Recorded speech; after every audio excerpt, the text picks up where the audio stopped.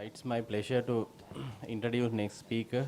She's my batchmate, Dr. Gunendrika Kasturiratna. She's a consultant rheumatologist, National Hospital, Sri Lanka. She's going to enlighten us on rheumatological diseases with cutaneous presentation. Over to you, Gunendrika. Good afternoon, everybody. My sincere thanks to the College of Dermatologists for inviting me for this topic to be done at your very important conference today. So, rheumatological diseases with dermatological manifestations. Skin signs of rheumatoid diseases commonly found in most of the connective tissue diseases and vasculitis. Skin signs of rheumatic disease appear often at early stages of systemic disease. They may be the presenting feature, may be the initial presentation of a systemic disease relapse. So early diagnosis can help anticipate imminent organ threatening disease. So therefore, the skin features are very important with regard to the systemic rheumatological diseases. Skin signs of rheumatic diseases are included as part of the classification criteria of many inflammatory rheumatic diseases. So that is so significant, and they may be the decision maker in management of a critically ill patient.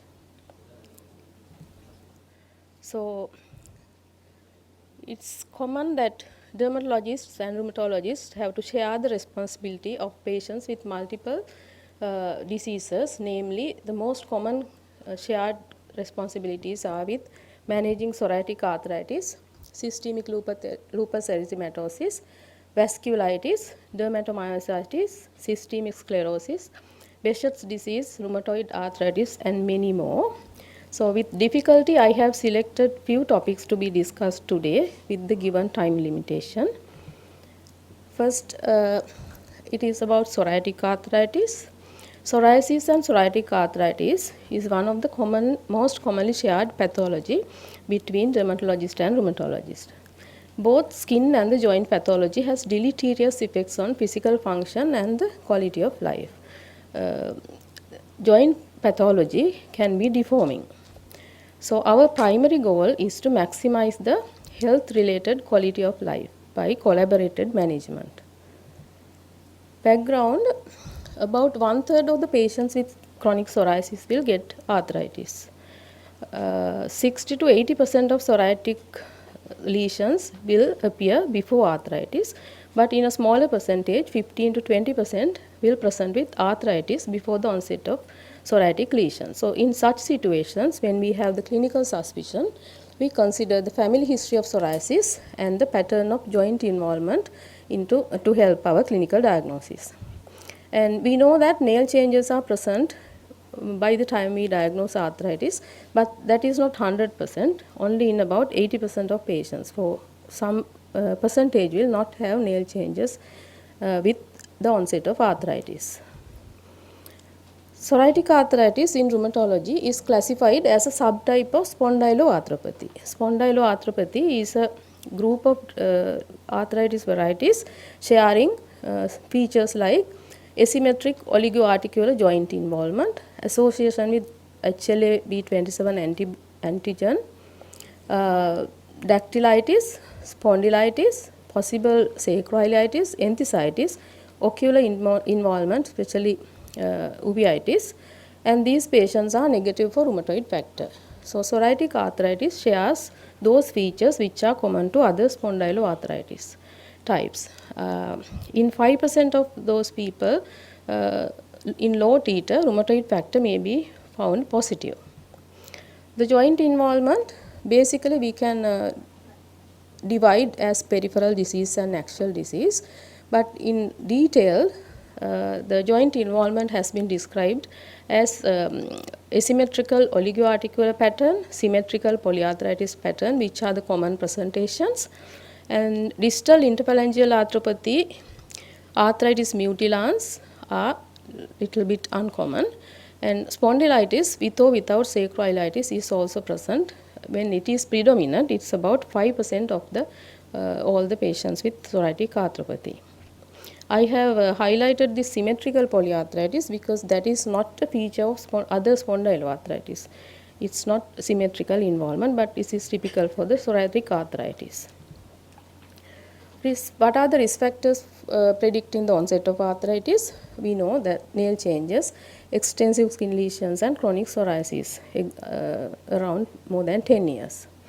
So there will be a preclinical phase before the onset of arthritis, non-specific features like fatigue, arthralgia, and joint stiffness, and frequent enthesitis, mainly plantar fasciitis. Dactylitis is also a very important clinical feature. It's one of the hallmark features of spondyloarthritis, and in 40% of patients with psoriatic arthritis also we see this feature. So it involves digits of the hands and feet. There is inflammation of the digital flexor tendon sheaths. That's why the whole finger is swollen and appears as a sausage. So, but there is little bit of joint involvement as well. There is MRI evidence that 50% of those fingers will have erosions. Some extra-articular features will also be found, but they are less common than in rheumatoid arthritis. Ocular involvement, rarely aortic valve root inflammation and inflammatory bowel disease. Investigations are not very helpful. ESR is sometimes only above 15 millimeters. CRP is also moderately elevated. Rheumatoid factor may be present in about 5% of patients, but in low titers. And in the spondyloarthritic type, the HLA-B antigen will be positive. About HLA-B positivity, this is found in about 5 to 42% of patients with psoriasis, and associated with in a higher percentage in patients who have spondyloarthritis type psoriatic arthritis. It's also associated with pustular type psoriasis as well. Radiology will help to diagnose or confirm our diagnosis, but usually with chronic disease. In early stage, the joint spaces will be preserved, and the juxta-articular osteopenia compared to rheumatoid arthritis will be minimal. Erosive changes, especially this penicillin cup typical appearance, will be seen at the distal interphalangeal joints. And other changes will be there in arthritis multilans, which is not very common. Bilateral or unilateral sacroiliitis may be there. And in spine, when compared to the ankylosing spondylitis, those osteophytes are larger, asymmetric, and thicker than the syndesmophytes in the ankylosing spondylitis patient. And they may have both marginal and non-marginal osteophytes. This is the typical appearance of this penicillin cup appearance at the distal interphalangeal joints. It's the proximal part is like a sharpened pencil.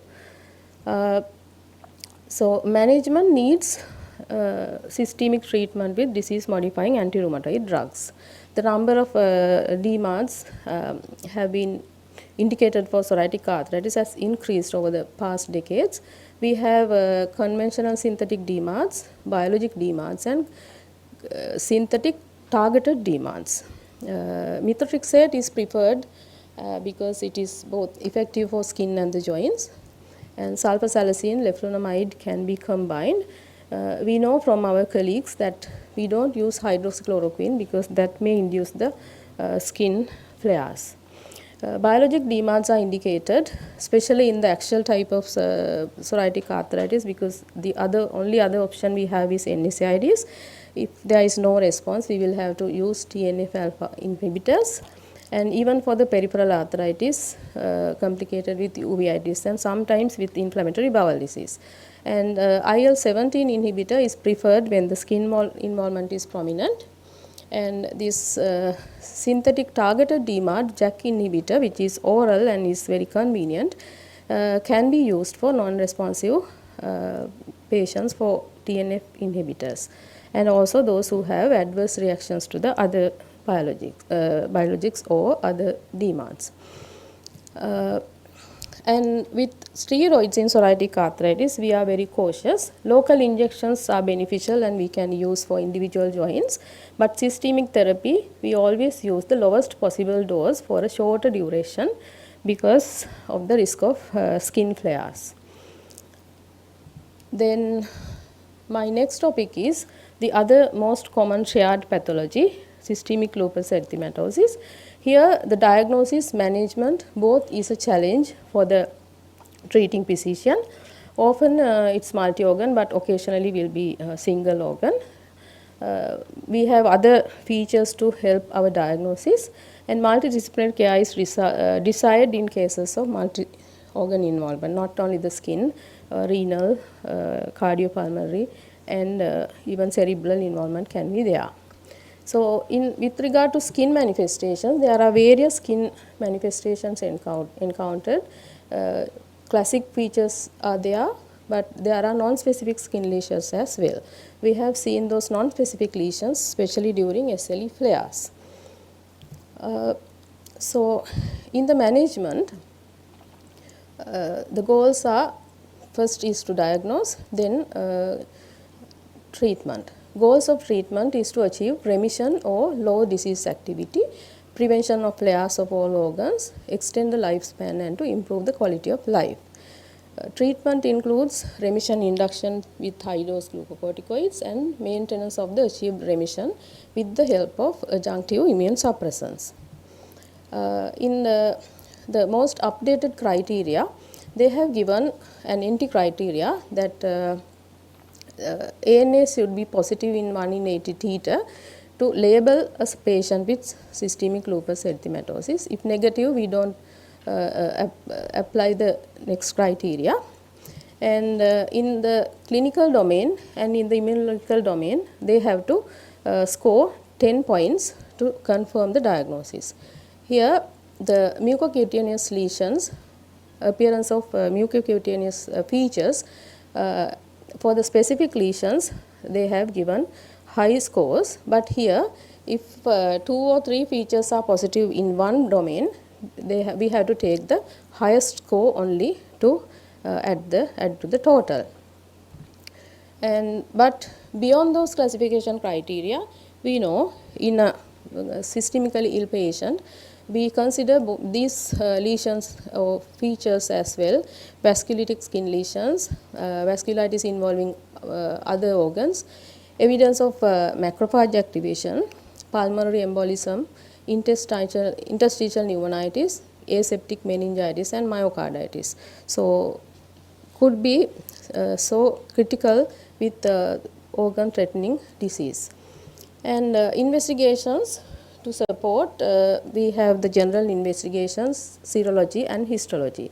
So, skin lesions in systemic lupus erythematosus is very useful because skin is a relatively easily accessible site. So, histology will confirm most of our suspicions. At the time of diagnosis, invariably we have to screen for the organ involvement as well. Urine functions, liver, cerebral, cardiopulmonary and others if indicated. Serologically, we are doing the anti-nuclear antibody, double stranded DNA, and sometimes we request the full ENA panel, and also the antibody and phospholipid syndrome antibodies should be done as a screening. Treatment is always with high dose prednisolone, which will provide rapid symptom relief. So, we decide whether we are treating with intravenous methylprednisolone or oral, depending on the severity of the organ involvement. In long term, we should achieve these low doses at least less than 7.5 milligrams a day as soon as possible. But similarly, we should not prematurely reduce the steroid dose to let the disease to flare. And other immunosuppressants, hydroxychloroquine is recommended for all patients with SLE after diagnosis.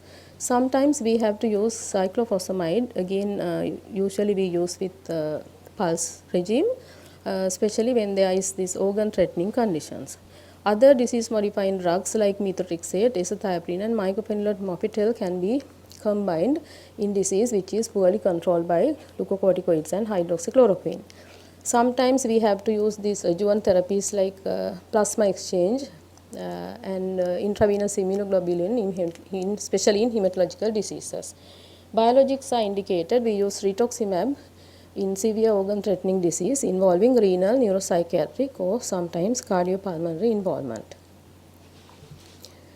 Cutaneous SLE, I don't have to describe. We all are familiar. So initial treatment will be with hydroxychloroquine and maybe local or systemic glucocorticoids, and sometimes the other immune suppressants are combined. Severe skin flares may necessitate even intravenous pulse therapy with or without biologics to follow. This is a girl who was a diagnosed patient with SLE and presented to a medical ward with fever and this type of extensive skin lesions. So she has taken antibiotics from her GP, so we thought this could be related to the antibiotics, something like Stevens-Johnson syndrome. But the expert dermatology team, they confirmed that this is acute SLE flare. So she was treated with intravenous methylprednisolone with very successful clinical response. This is her second cutaneous flare with a non-specific lesion. So we don't know. We are still waiting for the histology result.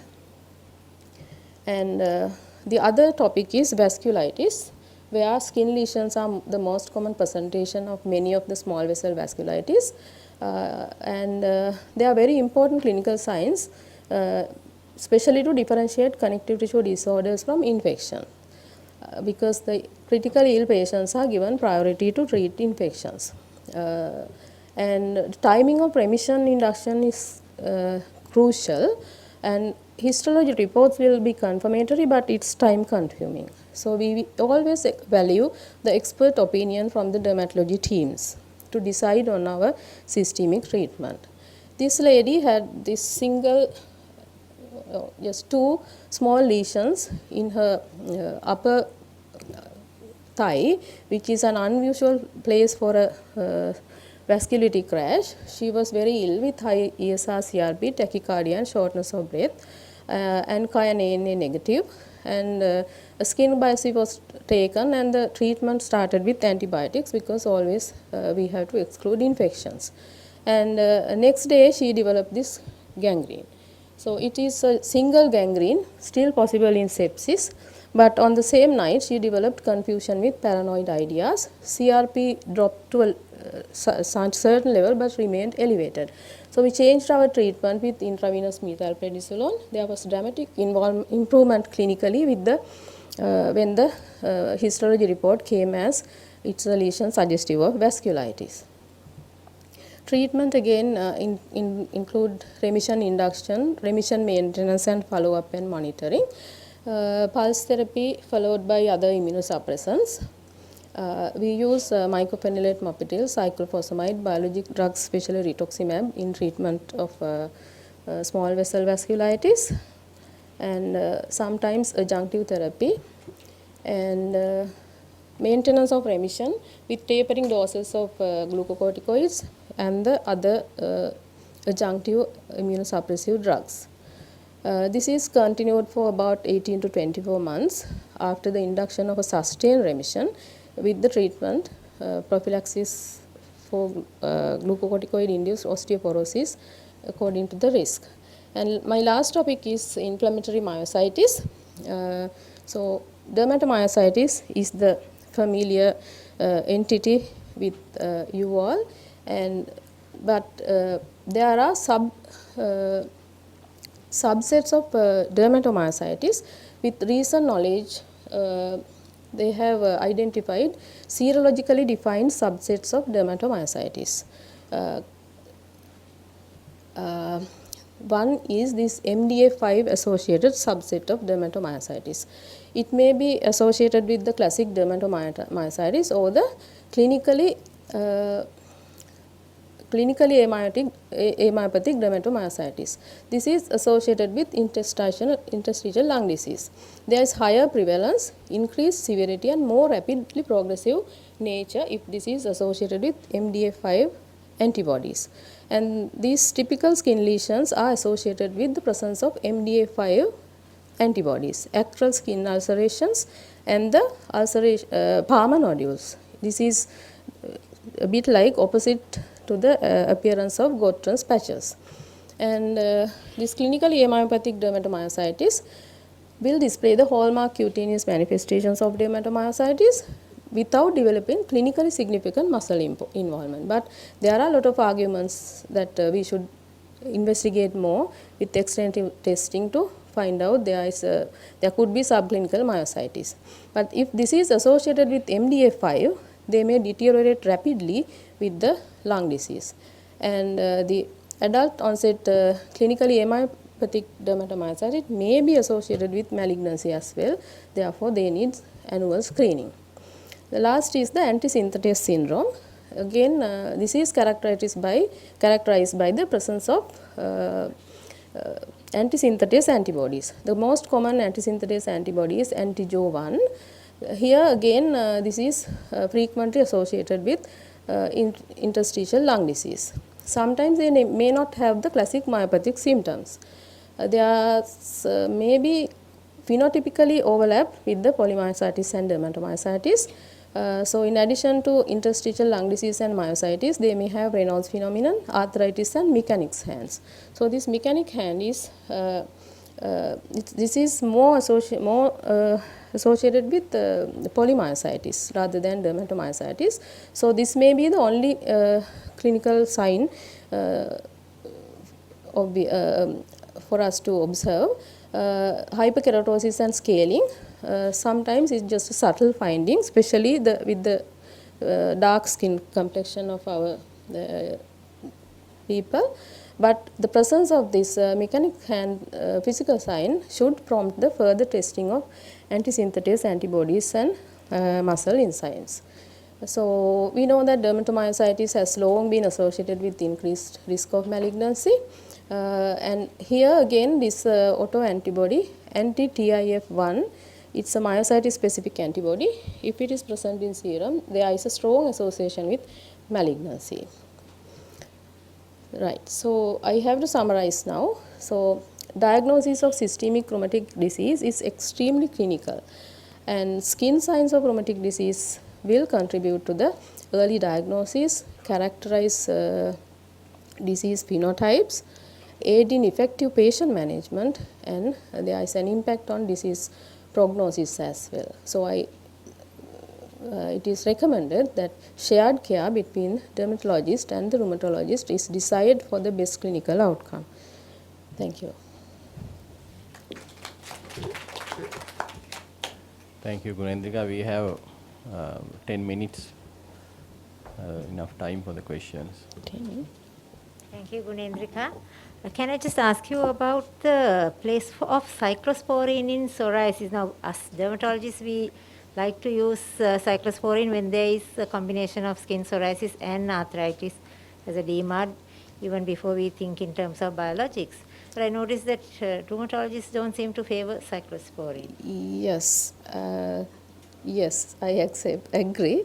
But we usually start with methotrexate because of that added benefit with skin control as well. We combine sulfasalazine and leflunomide as well. And as a fourth agent, sometimes we may consider cyclosporine as well.